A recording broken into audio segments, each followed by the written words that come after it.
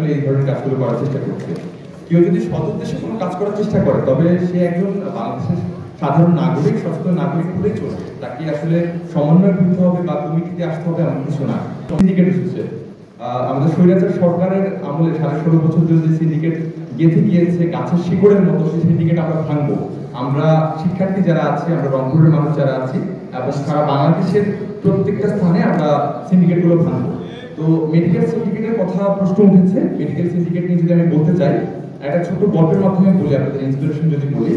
আমরা সার্জিস ভাই এবং রিফাত সহ এবং আমাদের মাহিন ভাই সহ আমরা ঢাকা মেডিকেল পরিদর্শন করতে চাই রোগীদের। তো তখন আসলে মিডিয়াতেও এসেছে, আপনারা দেখেছেন। তো মেডিকেলে আসলে অনেক বেশি ভিড় থাকার কারণে আমরা আসলে টিম করে, সেন্ট্রাল টিমের মেডিকেল টিম করে আমরা আসলে তাদের নাম এবং ঠিকানা নিয়ে আসলে কথা বলতে চাই, যে ভিতরে আসলে নাম ঠিকানা নেওয়ার জন্য চাই রোগীদের কাছে। তখন আসলে আমরা কিছু বিষয় দেখি আসলে যে মেডিকেলে এত বেশি সিন্ডিকেট, এত বেশি দুর্নীতি হচ্ছে ঢাকা মেডিকেলে। এই বিষয়গুলো নিয়ে আমরা আসলে আইসিইউতে যাই এবং বিভিন্ন ধরনের কাজ দেখতে পারি। যখন আসলে সবশেষ মর্গে যায় তখন দেখি যে সেখানে মর্গের দায়িত্বরত যিনি রয়েছেন তিনি আসলে লাশগুলো নিয়ে আসলে ব্যবসা করছেন। যদি সত্যি বলি, প্রত্যেকটা লাশের জন্য তিনি ছাড়াই করার জন্য একটা সিগনেচার দিয়ে দিচ্ছেন, একটা সাইন দিয়ে দিচ্ছেন পুলিশ কেস বলে। তো এই পুলিশ কেসের পরে আসলে রোগীদের স্বজনদের থেকে 10,000, 15,000, 5,000, কারো থেকে 25,000, 30,000 পর্যন্ত টাকা আদায় করা হচ্ছে, যেটা আসলে অনৈতিক, যেটা আসলে একটা দুর্নীতি, যেটার সঙ্গে আসলে ঢাকা মেডিকেলের অনেক স্টাফ জড়িত। তো আমরা হাতে নাতে প্রমাণ পাই এবং স্বজনদের কাছ থেকেও আমরা আসলে তাদের বক্তব্যগুলো নিই এবং আমরা তাদের যে রেজিস্টার খাতা আছে সেখানেও কল করে দেখি যে আসলে অনেকেই আসলে এটার সঙ্গে জড়িত। তো পরবর্তীতে তাদের যে অ্যাসিস্ট্যান্ট ডিরেক্টর আসতে পারেনি, অ্যাসিস্ট্যান্ট ডিরেক্টর আসে, তার সাথে আমরা কথা বলি এবং পরবর্তী দিন সকাল 10টায় সচিব সহ বিচার করা হয় এবং তাকে চাকরিচ্যুত করা হয়। তো আমরা আশা রাখছি যে ঢাকা মেডিকেলের যে লাশ নিয়ে যে ব্যবসা, এই ব্যবসা বা যে সিন্ডিকেট, সেটা আমরা ভেঙে দিয়েছি অলমোস্ট, এবং আমরা এই ব্যাপারে আগামীতেও সোচ্চার। তো আপনাদের রংপুর মেডিকেলে যেটা হচ্ছে, আসলে আপনারা বলছেন যে আপনারা উন্নত চিকিৎসা পাচ্ছেন না, যে ডাক্তারগুলো আসলে সরকারি ডাক্তারগুলো মেডিকেলে চিকিৎসা দিচ্ছেন তারা বাইরের প্রাইভেট ক্লিনিকগুলো বা প্রাইভেট হসপিটালে গিয়ে ভালো চিকিৎসা দিচ্ছেন, কিন্তু সরকারিতে যখন কোনো সাধারণ মানুষ যাচ্ছে, সাধারণ নাগরিক যাচ্ছে, শিক্ষার্থী যাচ্ছে, তাদেরকে তাদের কাঙ্ক্ষিত সুবিধাগুলো দেওয়া হচ্ছে না। তো এই ব্যাপারে আসলে সেন্ট্রাল থেকেও আপনাদের দায়িত্বটা সবচেয়ে জরুরি।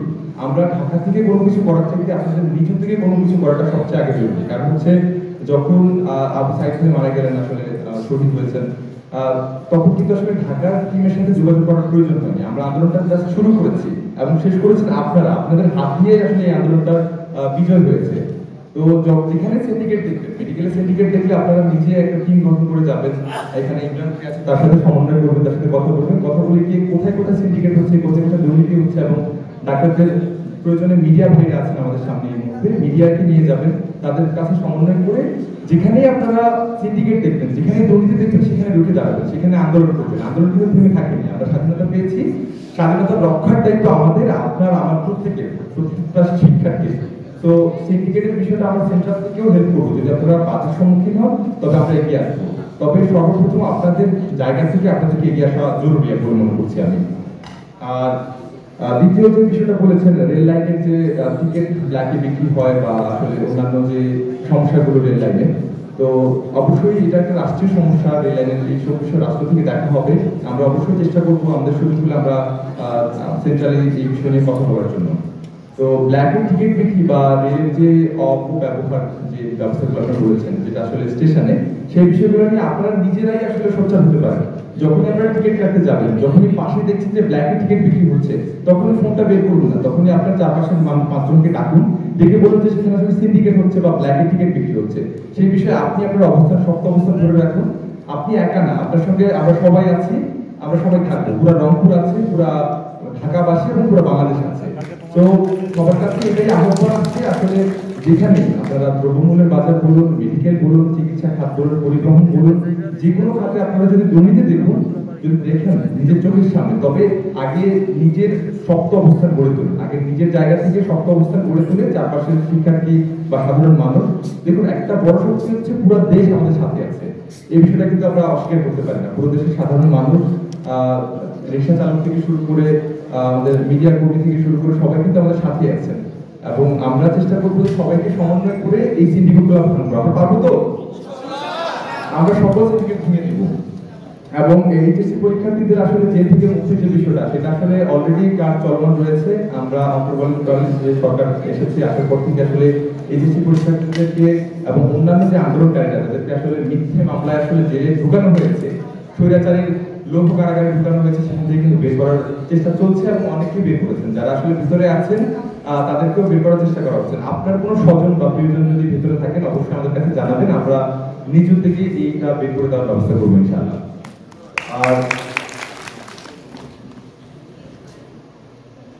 পরবর্তীতে রাজনৈতিক যে বিষয়টা যদি বলি, আপনারা বলছেন যে সকল সেক্টরে এখন কিন্তু রাজনৈতিক প্রতিবন্ধকতা সৃষ্টি হচ্ছে বা বৈষম্য সৃষ্টি হচ্ছে। রাজনৈতিক বৈষম্যটা ভাঙার জন্যই কিন্তু আমরা আসলে মাঠে নেমেছি। তো এখন আমরা এই প্রশ্নটা করতে পারি না যে আসলে রাজনৈতিক প্রতিবন্ধকতা বা রাজনৈতিক বৈষম্যতা আসলে সকল জায়গায় ছড়িয়ে পড়েছে বা সকল জায়গায় আছে। আপনি মাঠে নেমেছেন কিন্তু এই স্বৈরাচার সরকার এই মিথ্যা বা এই ধ্বংসলীলা রাজনীতি বন্ধ করতে, এই বৈষম্যহীন রাজনীতি বন্ধ করতে কিন্তু আপনি মাঠে নেমেছেন। আপনি সাইকেল মারা গেছেন বা আরো অসংখ্য শহীদ হয়েছেন। তো আপনি এখন এই প্রশ্ন না করে বরঞ্চ এটা বলুন যে যেখানে আসলে রাজনৈতিক প্রতিবন্ধকতা বা বৈষম্য তৈরি হচ্ছে সেখানে আপনি সোচ্চার হয়ে যান, নিজের জায়গা থেকে দাঁড়ান, আমাদেরকে জানান কে কোথায় কিভাবে। আর যারা নিজেদেরকে সমন্বয় দাবি করছে বা নিজেদেরকে লিডার দাবি করছে মিথ্যা কথা বলে, তাদেরকে গণধোলাই দিন প্রয়োজনে। তাদেরকে গণধোলাই হবে আপনি আপনার জায়গা থেকে যদি কোনো সুবিধা ভোগ করতে চান, সেটা যেই হোক না কেন, সেটা যদি আমিও হই, কোনো যদি অপপ্রচার করি, কোনো যদি খারাপ কাজ করি আমার জায়গা থেকে দায়িত্বরত থেকে, তবে আমাকেও গণধোলাই দেওয়ার দায়িত্বটুকু আপনাদের। সবার কাছে বলছি, যারা নিজেদেরকে মিথ্যা পরিচয় সমন্বয় দাবি করছেন এবং মিথ্যা পরিচয় দিয়ে অরাজনৈতিক পরিস্থিতি সৃষ্টি করছেন, নিজেদের স্বার্থ হাসিল করছেন, তাদেরকে আপনারা গণধোলাই দেবেন, যেখানেই পাবেন গণধোলাই দেবেন। এটা দায়িত্ব আপনাদের কাছে রেখে গেলাম। আর সংখ্যালঘুদের যে বিষয়টা নিয়ে বলতে চাই, সংখ্যালঘুদের বিষয়টা নিয়ে বলতে চাইলে আসলে এটা আসলে সবার শেষ সংখ্যালঘু শব্দটা আমরা ব্যবহার না করি। হিন্দু, মুসলমান, খ্রিস্টান, বৌদ্ধ, এই বাংলাদেশ সবার, আপনারা আমার সবার। তো তাদেরকে যেমন বিভিন্ন জায়গায় দেখছি ডাকাত বা চোর, বা বিভিন্ন জায়গায় দেখছি যে চোরের জন্য, ডাকাতের জন্য বা বিভিন্ন অংশ লুটপাট যারা করছে তাদের জন্য সাধারণ শিক্ষার্থীরা গিয়ে দাঁড়াচ্ছে তাদের পাশে। এবং সংখ্যালঘুদের পাশে যারা হিন্দু সম্প্রদায় আছেন বা অন্যান্য ধর্মাবলম্বী সম্প্রদায় আছেন তাদের পাশে গিয়ে কিন্তু রাত জেগে আমাদের শিক্ষার্থীরা দাঁড়িয়ে আছেন। ট্রাফিকিং এর কাজ না শুধু, তাদের নিরাপত্তার কাজেও কিন্তু লেগে পড়েছেন। তো কিছু দল আছে, আপনারা কিন্তু নিউজ দেখছেন বা অন্যান্য সোশ্যাল মিডিয়াতে দেখছেন, আসলে কিছু মানুষ আছে যারা আসলে শিক্ষার্থী না, যারা আসলে বাংলাদেশের নাগরিক হয়ে আসলে অপপ্রচার চেষ্টা করছে, অসম্প্রদায়িকতা দাঙ্গা সৃষ্টি করার চেষ্টা করছে, তাদেরকে আপনারা গণধোলাই দেন। তারা আসলে কখনোই বাংলাদেশের ভালো চায়নি, চায় না তারা।